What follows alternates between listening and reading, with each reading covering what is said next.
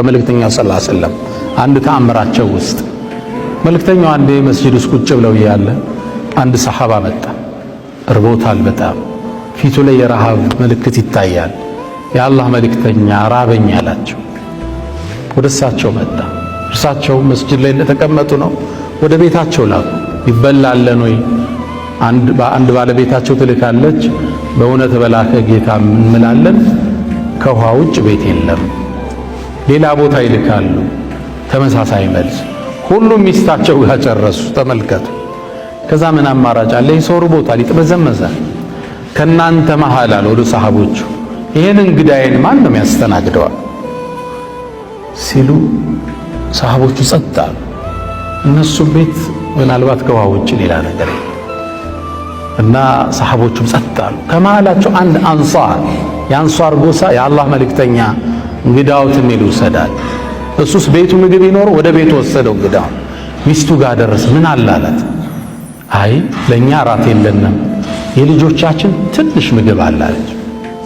ማለት ልጆችም በቀን ውስጥ የሚበሏት ብቸኛዋ ምግብ ልትሆን ትችላለች። እንግዳ አላት።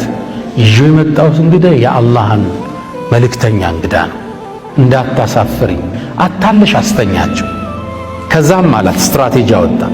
ምግቡን ታቀርቢውና ትንሽ ነው አለ ሕፃናት የተቀመጠ ምን ኩራዙን የምታስተካክ ይመስልሽ አጥፊው።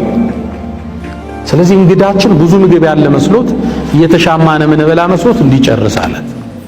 ምግቧ ትንሽ ነች። ከዛም ምግቡ ቀረበ ሳይከፈት ሻማ የምታስተካክል መስላ ጠፋቸው ሰሃቢት። ምግቡ ቀረበ ብላ እንጂ ተባለ። እሱ እጁን ይሰዳል። እነሱ ሱብሃንአላህ የሚበሉ መስለው እጅ እየሰደዱ አፋቸውን ያንቀሳቅሱ ነበር፣ ግን እየጎረሱ አይደለም። ሰው የሚበላ ሰው ድምፅ አላት እያሉ በቃ እሱም እየበሉ ነው እያባሉኝ ነው ብሎ በደንብ ጠገባ።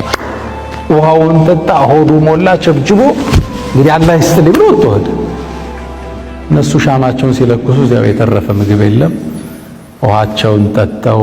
ያችን ምሽት ከልጆቻቸው ጋር አደሩ።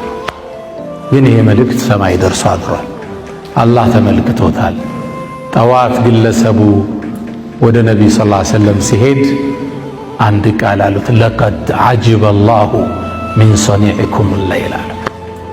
በትናንትናው ምሽት ጀብዳችሁ አላህ ተገርሞባችሁ አደራል። ሰላሳ መልእክተኛው አልነበሩም፣ ጨለማ ውስጥ ነው።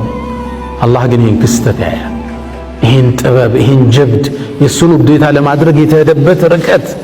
ሕፃን ጾም አሳድረህ እነሱ ጾም አድረው የአላህ መልእክተኛ እንግዳ እንዴት ይመለሳል?